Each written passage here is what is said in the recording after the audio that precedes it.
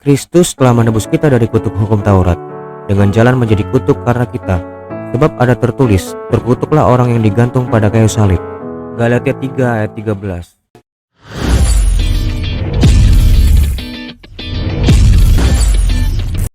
Perkataan Rasul Paulus untuk jemaat di Galatia tersebut sering disalahpahami oleh banyak orang, terutama para polemikus muslim.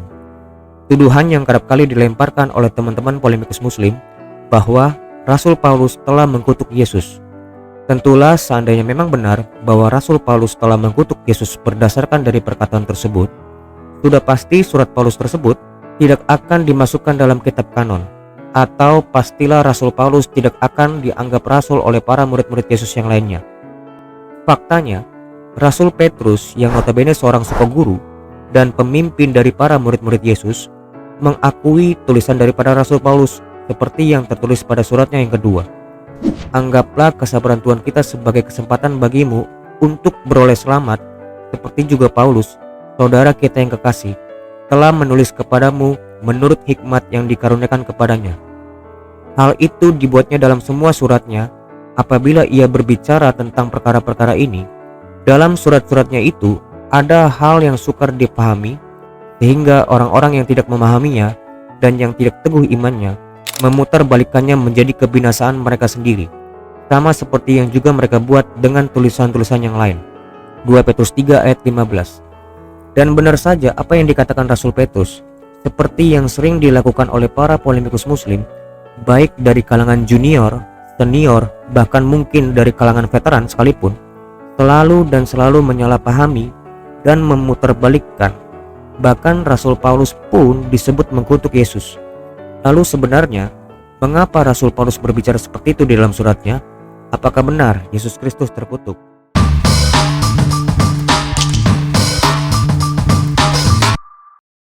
Terkait dengan penebusan sebagai pelepas dari kutuk, semua tidak terlepas dari kisah jatuhnya manusia pertama, yaitu Adam yang jatuh dalam dosa. Sesudah Adam jatuh dalam dosa, Tuhan berfirman, "Terkutuklah tanah karena engkau." Kejadian 3 ayat 17.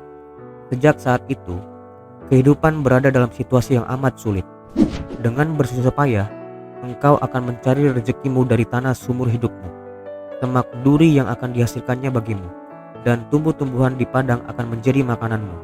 Dengan berpeluh, engkau akan mencari makananmu, sampai engkau kembali menjadi tanah, karena dari situlah engkau diambil, sebab engkau debu, dan engkau akan kembali menjadi debu.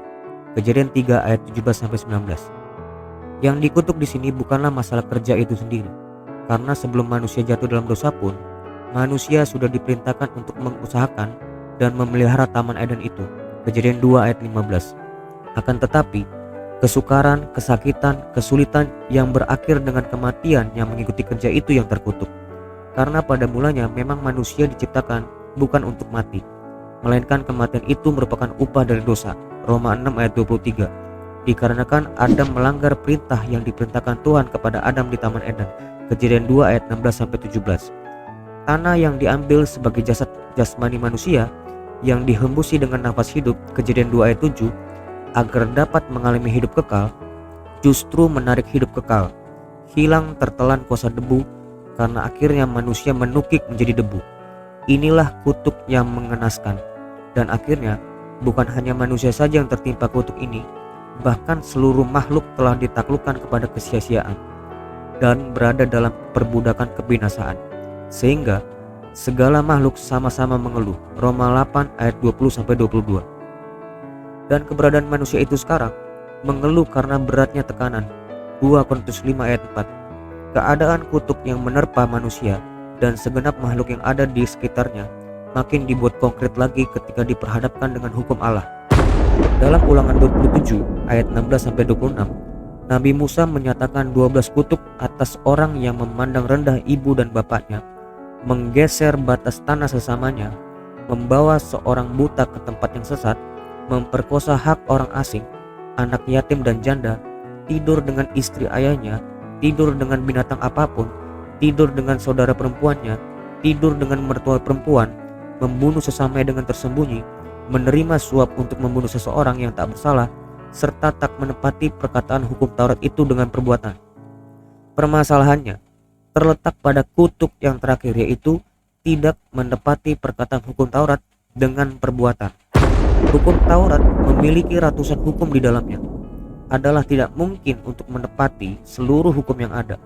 Pelanggaran pasti terjadi, padahal yang tak menepati diancam dengan kutuk. Berarti karena kemungkinan melanggar itu jauh lebih besar daripada menepati perkataan hukum Taurat itu dengan perbuatan, maka manusia selalu berada di bawah bayang-bayang kutuk ini. Sebagaimana yang dikatakan, karena semua orang yang hidup dari pekerjaan hukum Taurat berada di bawah kutuk, sebab ada tertulis, terkutuklah orang yang tidak setia melakukan segala sesuatu yang tertulis dalam kitab Taurat. Galatia 3 ayat 10. Jadi dasar hukum Taurat adalah setia melakukan segala sesuatu yang tertulis atau menepati perkataan hukum Taurat dengan perbuatan. Dengan kata lain, dasar hukum Taurat adalah siapa yang melakukan akan hidup karenanya. Galatia 3 ayat 12. Padahal tidak ada manusia satupun yang setia melakukan segala atau yang menepati perkataan hukum dengan perbuatan. Pelanggaran pasti ada dan terbukti. Ini yang sering dan selalu terjadi. Berarti dengan melakukan pekerjaan Taurat atau melakukan syariat ini, orang tak mungkin benar di hadapan Allah. Yesus Kristus yang tidak mengenal dosa, 2 Korintus 5 ayat 21, sebagai firman Allah yang nuzul ke bumi, berarti tak memiliki kutuk dan tak juga di bawah kutuk. Karena sebagai yang tanpa dosa, pastilah dan jelas ia telah menepati perkataan hukum Taurat itu dengan perbuatan. Oleh penguasa penjajah Romawi, ia dihukum mati di atas salib atas dorongan para pemimpin Yahudi saat itu. Padahal orang yang mati digantung dengan disalib atau digantung biasa, menurut ketetapan Taurat adalah demikian. Apabila seseorang berbuat dosa yang sepadan dengan hukuman mati, lalu ia dihukum mati, kemudian kau gantung dia pada sebuah tiang, haruslah engkau menguburkan dia pada hari itu juga. Sebab seorang yang digantung terkutuk oleh Allah. Ulangan 21 ayat 22-23. Seorang yang digantung terkutuk oleh Allah, itulah ketetapan hukum Taurat. Jadi, secara hukum, seolah-olah Yesus itu terkutuk. Namun secara fakta dan realita, ia tidak memiliki kutuk dan dosa sedikit pun, dan tidak berada di bawah kutuk itu, dan bahkan penguasa Romawi saat itu pun menyatakan tidak menemukan kesalahan pada diri Yesus.